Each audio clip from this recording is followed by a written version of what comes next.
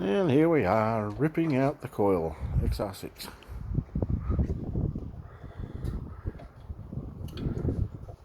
Try to keep it all nice and clean so we don't have to work too hard. To get the coil, you've got to get right down under there.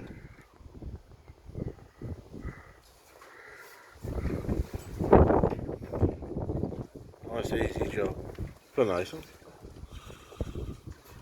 You enjoyed that, don't you? Oh, okay, maybe not.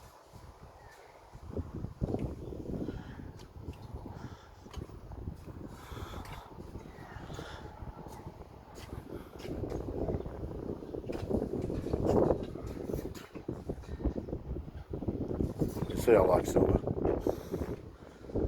This is a 5-speed, this one. 5-speed manual. Backfired, and now I've got a misfire. New spark plugs, new leads, new coil, hopefully that's it.